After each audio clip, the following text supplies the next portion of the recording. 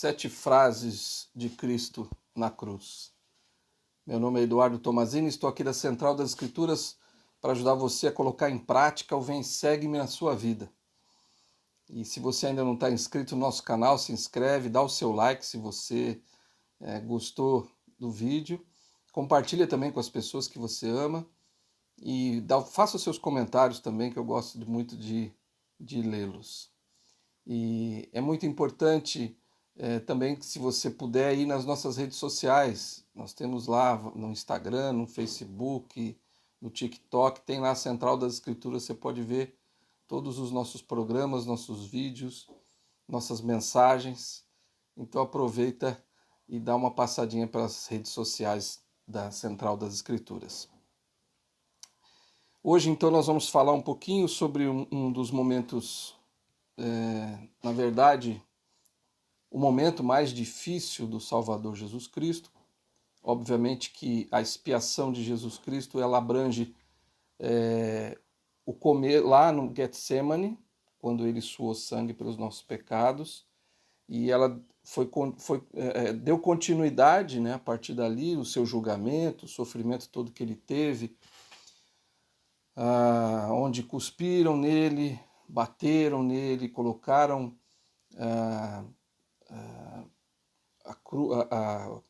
a coroa de espinhos e muito sofrimento, né, ali. Quer dizer, no Getsemane foi muito doloroso já, ele já estava bem fisicamente, bastante abatido, e ainda passou por aquele julgamento à noite, um julgamento injusto, fora da lei, mas ainda assim ele foi, ainda fizeram tudo isso com ele, né? Cuspiram, bateram na sua face, humilharam, escarneceram, e aí então depois colocaram a cruz, colocaram a coroa de espinhos, bateram nele, e ele ainda teve que carregar a cruz até o Gólgota. E esse foi um momento, quer dizer, toda a expiação de Cristo, ela abrange tudo, desde o Getsemane até o Gólgota, até o final, quando ele então entrega seu espírito. A expiação abrange todo esse processo todo, tudo que aconteceu e todos esses eventos compõem a expiação de Jesus Cristo como um todo. E nós falamos no vídeo passado a respeito do momento lá do Getsemane, daquele momento difícil, tão difícil, que ele suou sangue pelos poros, e o Pai enviou um anjo para que pudesse confortá-lo naquele momento tão difícil. Tamanha dor, tamanho sofrimento que ele havia passado. E agora então chegou um momento também dos mais difíceis, a sua crucificação. A gente sabe que os judeus, muitas pessoas, né, enfim, várias religiões, e falam mal dos judeus, né, porque eles crucificaram o Salvador. Sem dúvida nenhuma, pelo livro de Mórmon, a gente sabe que somente crucificariam o Salvador dentre o povo judeu. Entretanto, não foi o povo judeu como um todo que fez isso, com o Salvador. A gente sabe que foram aqueles líderes religiosos, porque o povo judeu, na verdade, grandes multidões seguiam o Salvador. Grandes multidões. Muitas pessoas amavam o Salvador, muitos dos judeus, porque as grandes coisas que ele fez durante os 3 anos do ministério dele, curando pessoas, abençoando vidas, revivendo mortos, ele fez coisas extraordinárias dentre os judeus, e a maioria deles amavam o Salvador. Agora, uns poucos líderes judeus iníquos que fizeram toda essa trama para que o Salvador fosse crucificado. E então, o povo judeu, como um todo, não deve ser, vamos dizer assim, responsabilizado pela morte do Salvador, mas apenas aqueles que tramaram a sua morte de forma injusta e iníqua.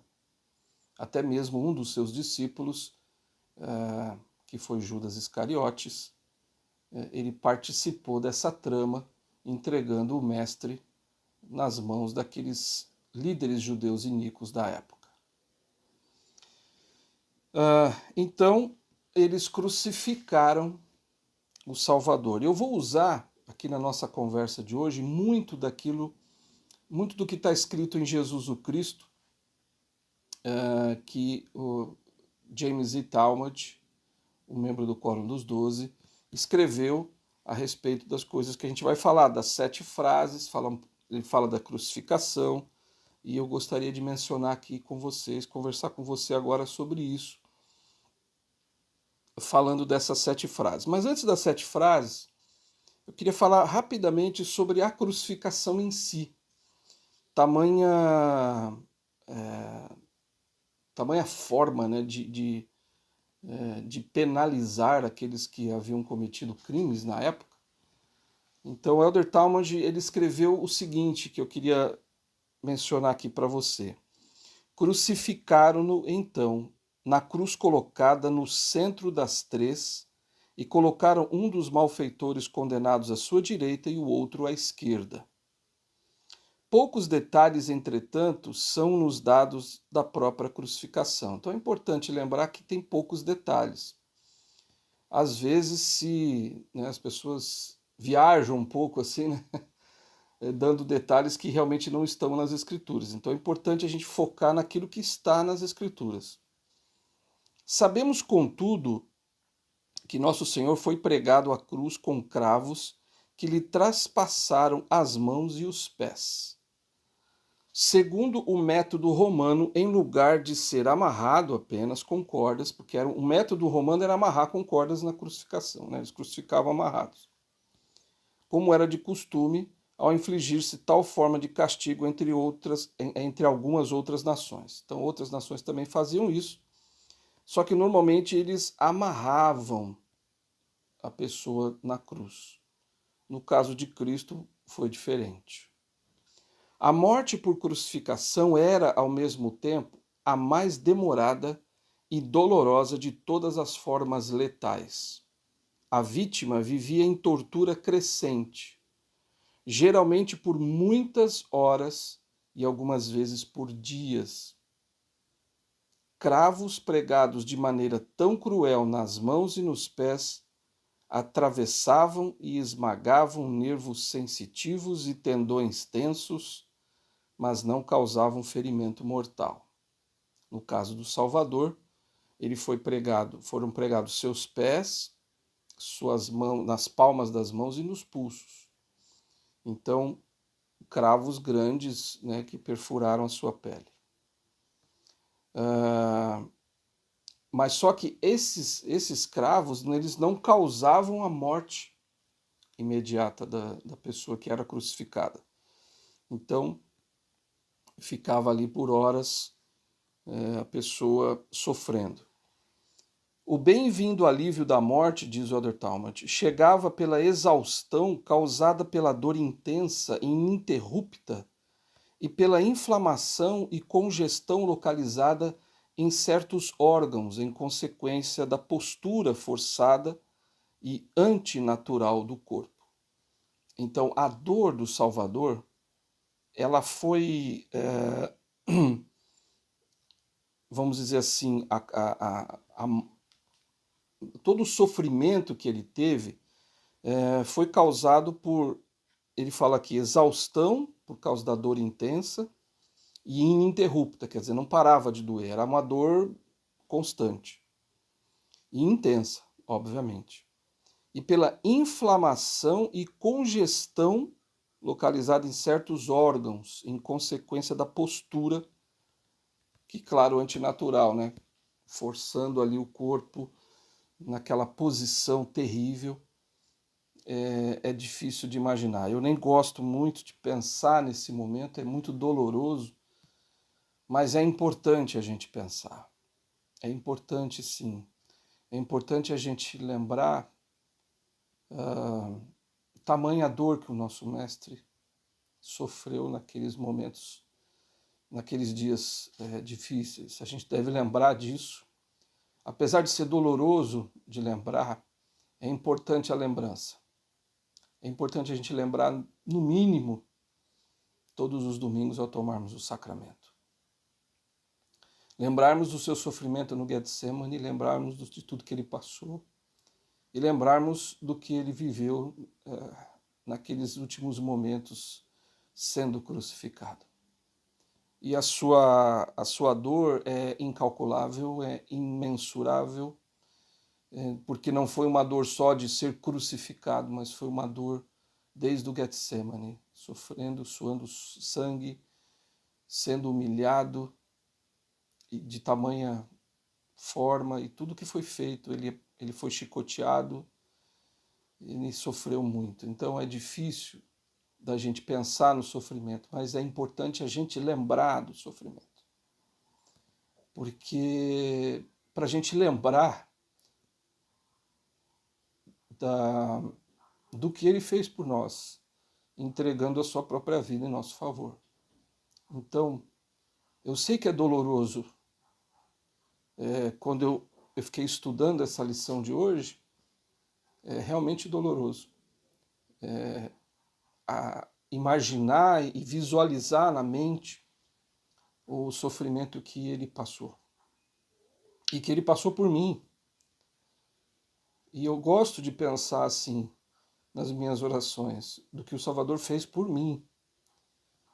É claro que a gente sabe que foi por toda a humanidade, mas eu gosto de conversar com o Pai Celestial e dizer para ele,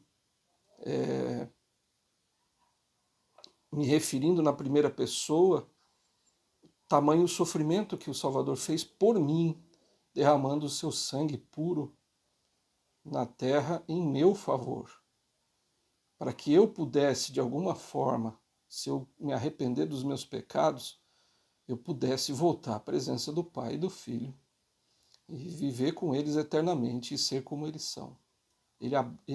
O Salvador, pelo seu imenso amor, nos possibilitou isso, de estar com eles um dia. Então, é bom a gente lembrar, é doloroso? Mas a gente precisa lembrar disso, do que ele fez por nós. E aí, então, vamos entrar nas 7 frases que Cristo diz. Talvez houvessem outras frases, a gente não sabe, mas que nós temos registro que os escritores dos 4 evangelhos, eles citaram, né, Lucas, Mateus, Marcos e João, os 4 citaram algumas frases de Cristo na cruz. Poderiam ter havido outras, a gente não sabe, mas essas que foram registradas, elas são muito importantes. Eu queria falar um pouquinho de cada uma rapidamente e tentar entender um pouco, né?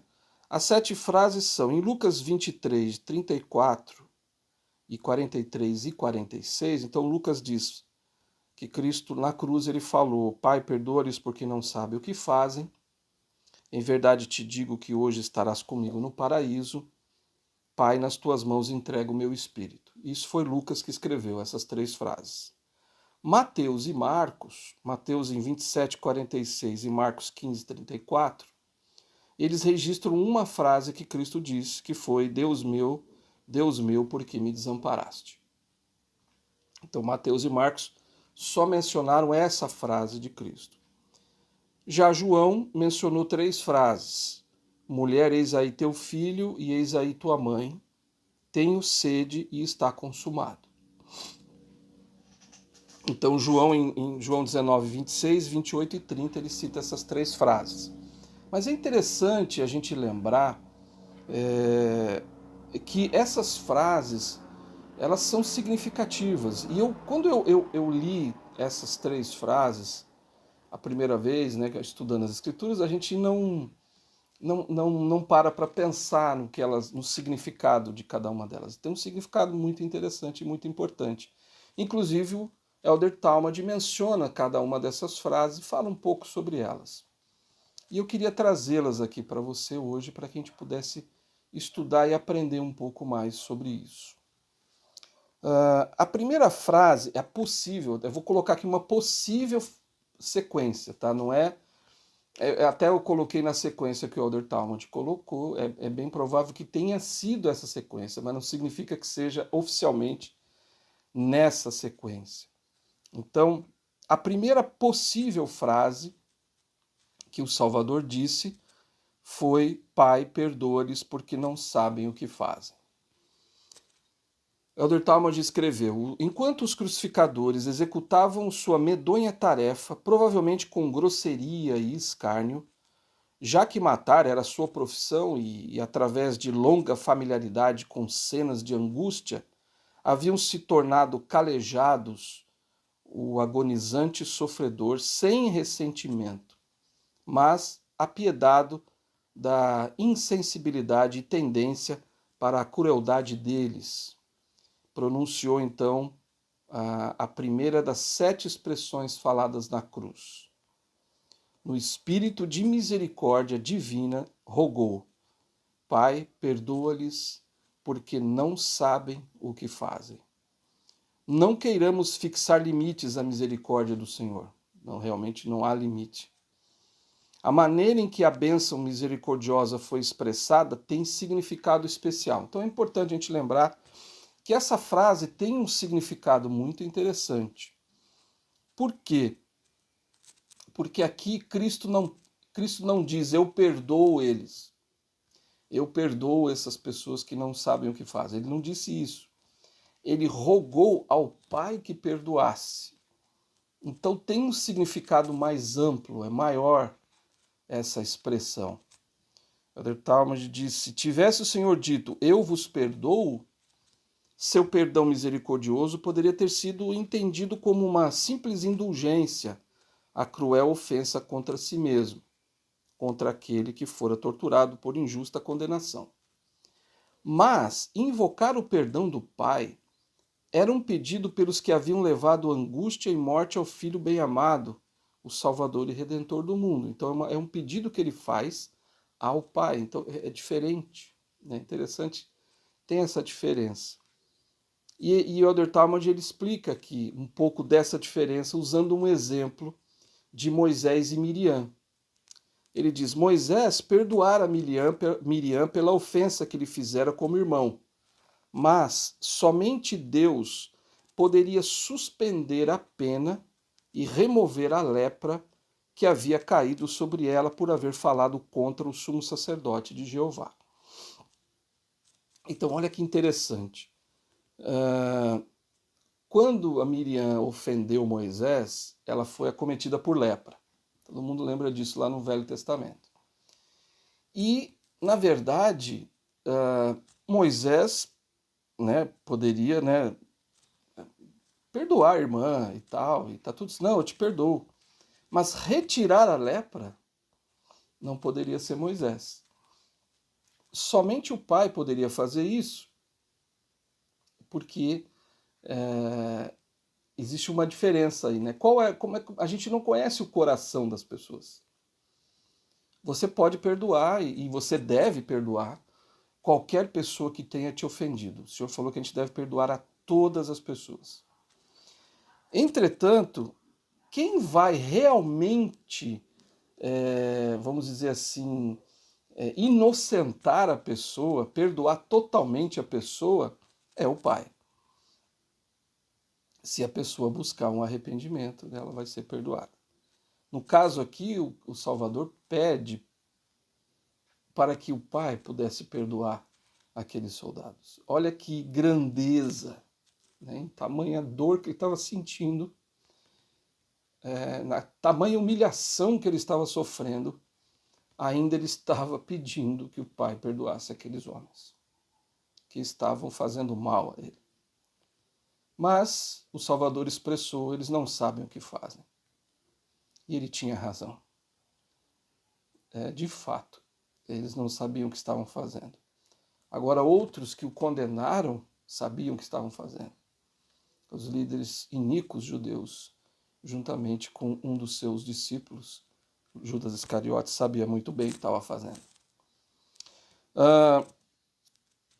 O presidente Eyring disse o seguinte, falando sobre o perdão, Devemos perdoar aos que nos ofenderam e não nutrir sentimentos negativos por eles.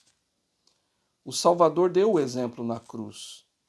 Não conhecemos o coração das pessoas que nos ofendem.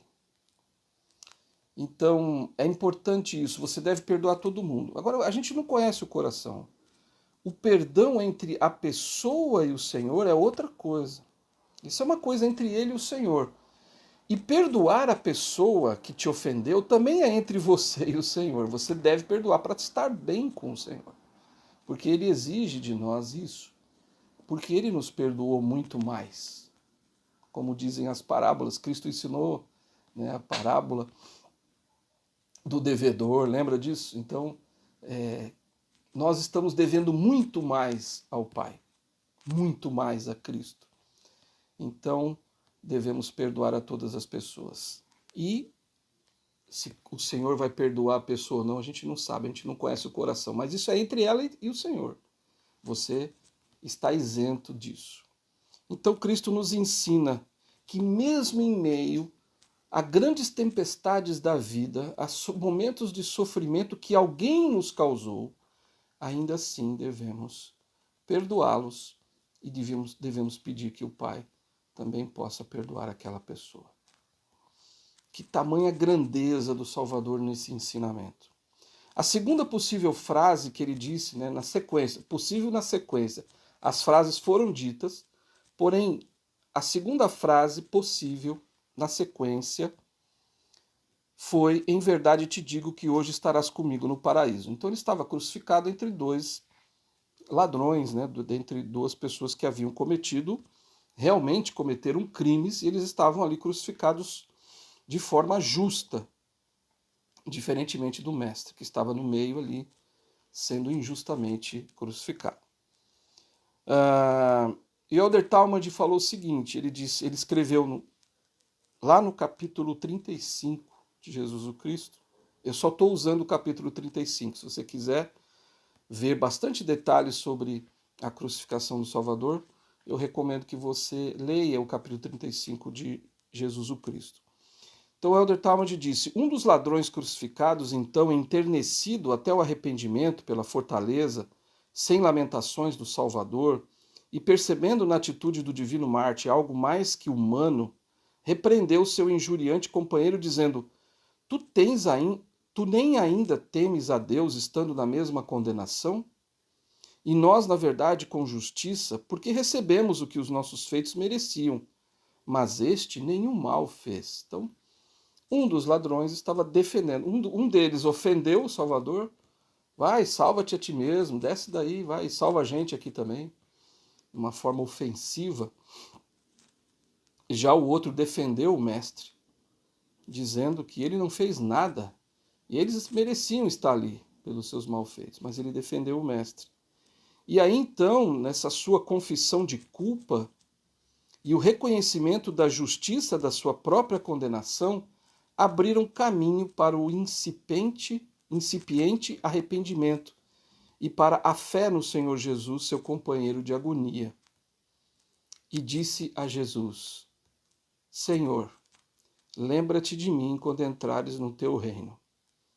Ao apelo da penitência, o Senhor respondeu com uma promessa que só ele poderia fazer: em verdade te digo que hoje estarás comigo no paraíso.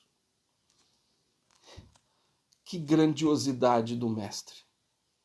Ele, em meio àquele sofrimento, vendo tudo que estava acontecendo, passando por todo aquele sofrimento, né? Ainda assim, ele diz, ele não perdoou aquela pessoa, mas iniciou-se ali um arrependimento. É interessante isso. Houve um início de arrependimento demonstrado e o Salvador reconheceu isso.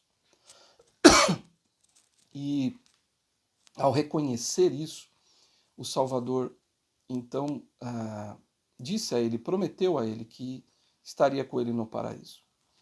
É muito interessante essa frase do Salvador.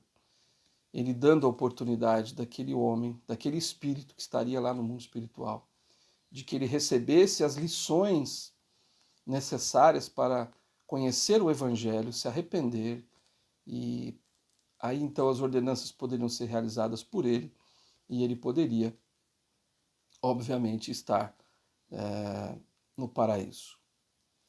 Então, o Salvador, o que a gente aprende com isso? Olha a grandeza do Mestre. Mesmo em meio àquela tempestade, ele ainda estava preocupado com as pessoas. Então, primeira frase, ele estava dizendo para que o Pai perdoasse os romanos que estavam crucificando ele, que fizeram todo aquele mal para ele desde o início que Cristo foi entregue aos romanos, pedindo ao Pai que perdoasse. Agora ele estava dando a oportunidade de um dos malfeitores que estava crucificado, justamente crucificado por seus atos criminosos. Cristo estava preocupado com ele. O homem demonstrou um pequeno arrependimento, um início, e aí o Salvador ainda deu um alento para ele, dizendo: você vai estar comigo ainda hoje lá no paraíso. Então, que grandeza do nosso Mestre, preocupado ainda com eles. E a terceira frase não é diferente, ele ainda preocupado com outras pessoas. Mas aqui, nesse caso, uma preocupação específica por alguém que realmente o amava e que realmente estava sofrendo. Talvez a pessoa que mais sofreu depois, né, eu digo dos mortais, a pessoa que mais sofreu depois do próprio Salvador, claro que infinitamente menor a dor, né, mas ainda assim uma dor intensa e muito forte, como havia sido profetizado anteriormente. Maria, sua mãe, estava ali aos pés da cruz e sentindo uma dor também incalculável. E ele se preocupou com a mãe. Ali, pelo menos, não sabemos, apenas João amado, pelo menos é o que está escrito, pode ser que houvessem outros discípulos do Quórum dos 12, mas ali estava João amado, que escreveu justamente essa frase, né? Essa frase de Cristo dizendo: mulher, eis aí o teu filho, e disse para João: eis aí a tua mãe. Ele preocupado com Maria, com a dor que ela estava sentindo naquela hora. Sofrimento também incalculável, vendo seu filho amado sendo crucificado e passando por tudo aquilo que ele estava passando. E aí então a sua preocupação com ela, ele pediu para que João cuidasse dela. E a partir dali a gente sabe que daquele momento em diante, Maria foi cuidada por João. A gente não tem detalhes também sobre isso, mas aqui a Escritura é clara, né? Que aí então diz a Escritura que ele recebeu Maria em sua casa. Ele passou a cuidar então de Maria. Talvez a mãe seja a pessoa que mais entende o filho, na verdade. Eu sou pai e a gente sabe um pouco, né? Mas sem dúvida nenhuma a mãe, nossas mães, sofrem muito quando a gente também sofre. Talvez ela seja a pessoa que mais sofra quando a gente sofre. E não foi diferente aqui. Maria ela sabia do plano, ela sabia da missão do Salvador, entretanto ela sofreu muito com tudo que aconteceu. Então veja, olha o que a gente aprende com isso, né? Que a gente deve cuidar dos nossos, né? Especialmente daqueles que são mais próximos. Devemos nos preocupar. Ele se preocupou com a mãe, não só com o sofrimento que ela estava tendo naquela hora, que era um sofrimento imensurável, né? Mas preocupação com ela depois. Ele estava preocupado: quem é que vai cuidar da minha mãe agora? Quem é que eu preciso que alguém faça isso por mim? E ele pediu para João, talvez que era o seu discípulo amado e talvez a pessoa mais competente, talvez poderia realmente cuidar da mãe, amá-la como filho, porque ele amava muito o Salvador. Então, a preocupação do mestre com a sua mãe.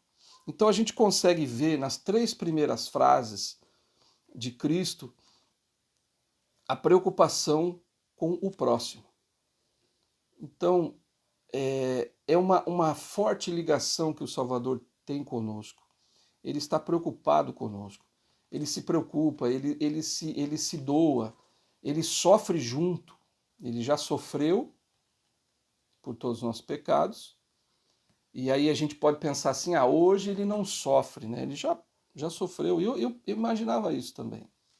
Mas lendo lá em 3º Nef 17, o próprio Salvador fala que ele sofria, ele estava sofrendo por causa dos pecados da casa de Israel. Então, o sofrimento dele continua quando a gente peca, quando a gente erra. Então, lembre-se sempre disso, de não magoar o coração do Senhor. Mas ele se preocupou com as pessoas. A sua 4ª frase, ele disse, Deus meu, por que me desamparaste? Essa frase a gente falou no vídeo anterior. Elder Holland explica muito bem no seu discurso, né, sobre Não Havia Ninguém com Ele, né, da Liahona de maio de 2009. Né, o Elder Holland fala sobre esse sofrimento, por que Cristo sofreu, sentiu esse desamparo, vamos dizer assim, né? E, na verdade, essa frase ele disse já no final, já quase no fim, pela hora 9, disse o Elder Talmage, né? Por volta das 3 horas da tarde, mais ou menos, ele então soltou um alto brado dizendo Eloi, Eloi, lama sabachthani, que traduzido é Deus meu, por que me desamparaste? Obviamente, o pai não desamparou o seu filho no sentido de, eu vou embora, não quero nem olhar o que está acontecendo. A gente não sabe exatamente como o pai se sentiu, porque é impossível sentir o que o pai sentiu para nós. Tamanha dor, porque eu penso sempre nisso, sabe? A dor que o filho passou foi intensa, imensurável, mas a dor que o pai passou também, na minha visão, no modo de eu pensar, e talvez você possa ter um sentimento diferente ou você possa receber uma inspiração diferente, mas nas minhas orações, sempre que eu menciono o sofrimento do Salvador, que é imensurável, eu sinto também que o pai sofreu absurdamente, porque ele sabia exatamente o que o filho estava passando. Porque Cristo disse, eu faço aquilo que vi o meu pai fazer. Então o pai passou por esse sofrimento e ele sabia exatamente o que Cristo estava passando. Então, a dor do pai, além dele ser o pai, vendo o seu filho passar por aquilo, ele sabia exatamente o que o filho estava passando. Então não foi um abandono no sentido de não quero, né, não quero estar aqui, não quero, mas foi deixar, né? O Elder Talmage ele fala aqui, eu achei muito interessante, ele disse assim, ele disse, naquela hora mais pungente, o Cristo agonizante estava só, de maneira mais terrivelmente real, a fim de que o supremo sacrifício do Filho pudesse consumar-se em toda a sua plenitude. O Pai parece ter retirado o apoio de sua presença imediata, então é uma diferença. Então o Pai retirou a sua presença imediata, ali o Salvador não sentiu a presença do Pai, mas o Pai estava vendo tudo o que estava acontecendo.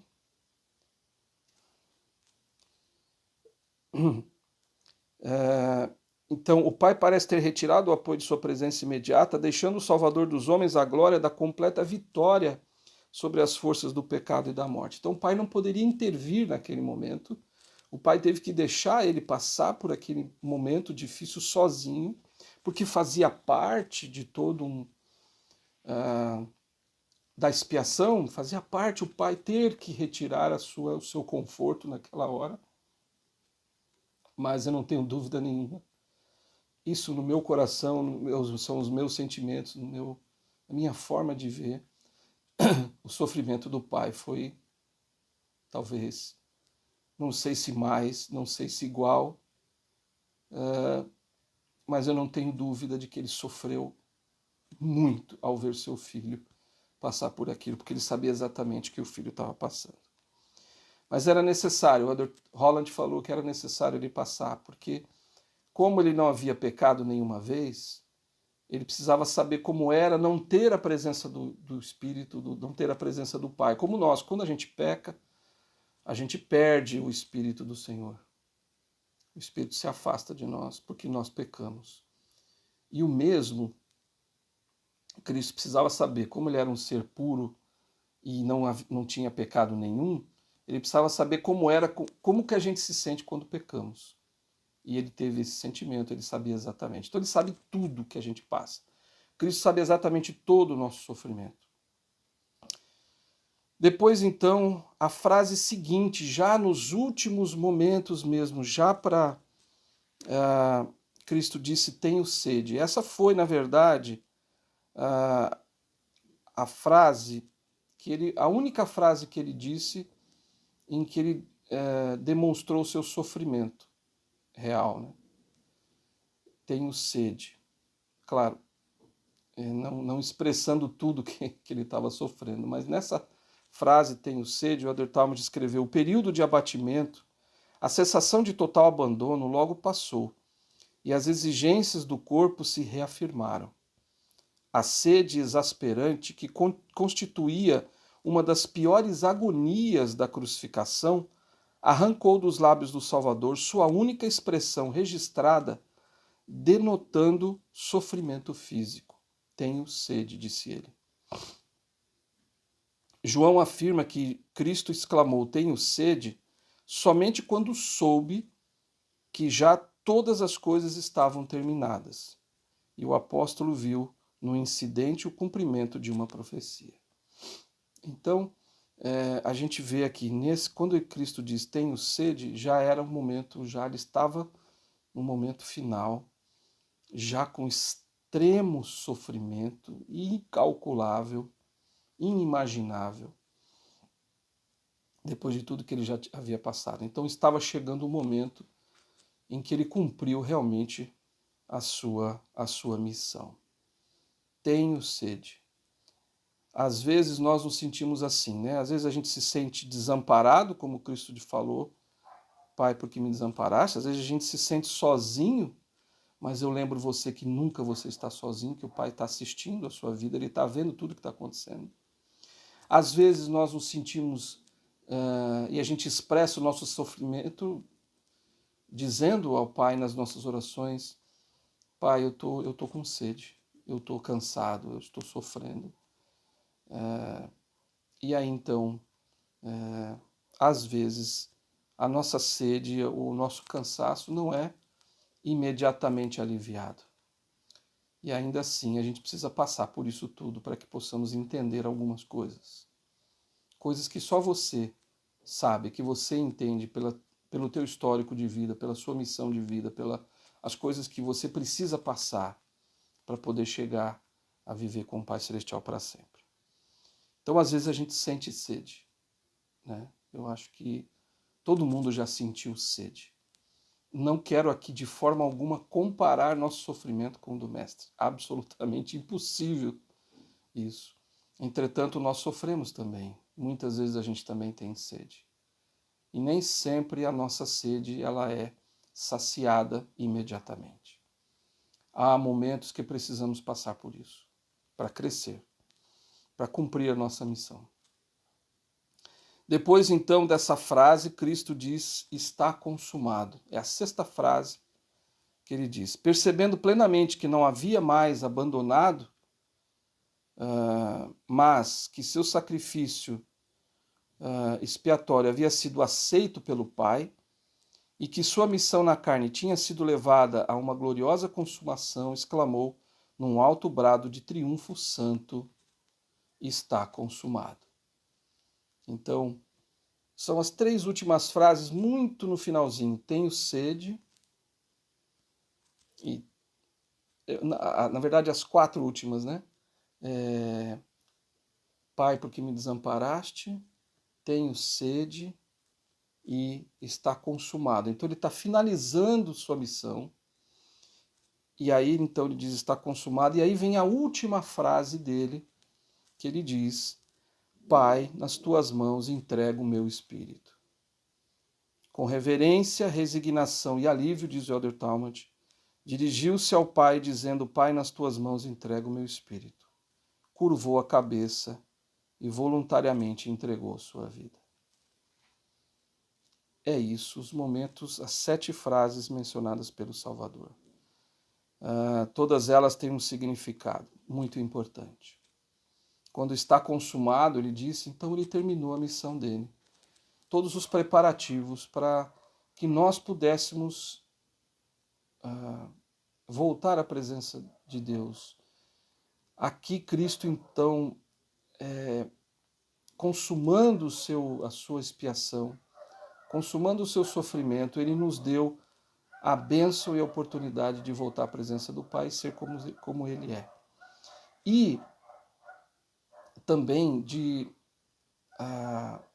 não precisarmos sofrer como ele sofreu, a não ser que nós não nos arrependamos. Então a necessidade do arrependimento, a necessidade da gente fazer valer tudo que Cristo passou naquele momento. E quando Cristo diz então, Pai, nas tuas mãos entrego o meu espírito, foi ele que entregou o espírito. Ele determinou, ele sabia exatamente quando é que estava consumado. Ele ficou 9 horas na cruz. Então, mas não são só 9 horas na cruz, ele, desde o Getsemane, foram muitas horas, dias em sofrimento. Então, ele cumpriu a sua missão honrosamente. Ele voltou com honra à presença do Pai, cumprindo a sua missão e nos tirando do inferno sem fim. Ele nos livrou só havia o inferno para nós. Não havia possibilidade nenhuma de voltar à presença do Pai, se Cristo não tivesse feito o que ele fez. Graças a ele, nós temos a bênção e a oportunidade de voltar. Então é muito importante lembrar que a vida de Cristo não foi tirada, ele entregou a sua vida. É muito importante isso. Porque qualquer corpo físico não suportaria lá o Getsemane. Ele já teria morrido no Getsemane. Eu já teria morrido, você já teria morrido no Getsemane. Não haveria possibilidade alguma de viver. Nosso espírito iria se separar do nosso corpo imediatamente.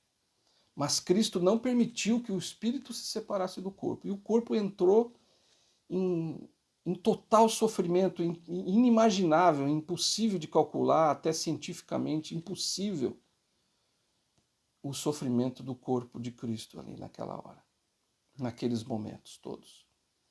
Então, ele se deixou entregar, ele permitiu, então, quando tudo estava pronto, tudo consumado, ele autorizou que seu espírito deixasse o seu corpo. E aí então, no final de tudo isso, qual foi o grande objetivo?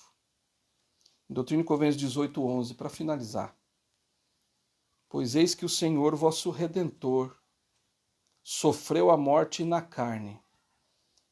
Portanto, sofreu a dor de todos os homens, de todos nós juntos. Imagina o sofrimento.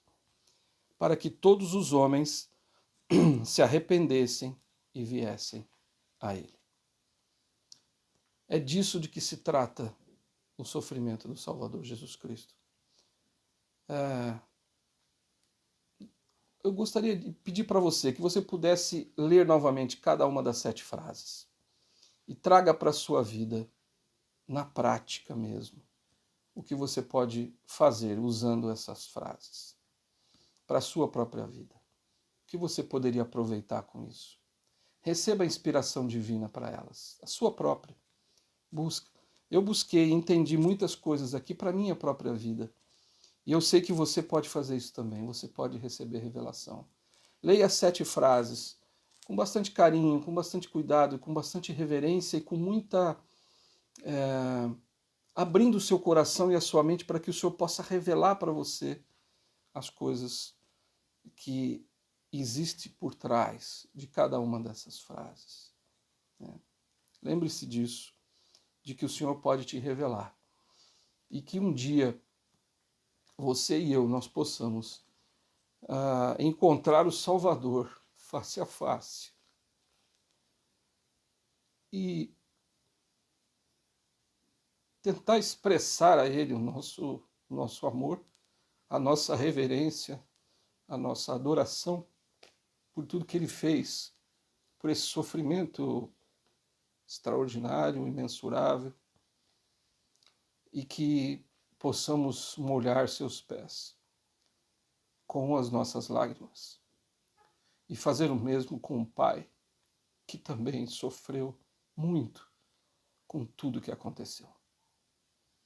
Que possamos sempre nos lembrar desse sacrifício, não apenas na hora do sacramento, mas que possamos lembrar desse sacrifício todos os dias, em todas as nossas orações, em todos os nossos sofrimentos, em todas as nossas alegrias. É o que eu digo isso, eu queria expressar meu amor e minha gratidão ao Salvador por tudo que Ele fez. E que você possa também fazer isso. Lembre-se sempre de Cristo, em todos os momentos da sua vida. E lembre-se sempre de tudo que Ele fez e do amor que Ele sente por você. Te vejo no próximo vídeo.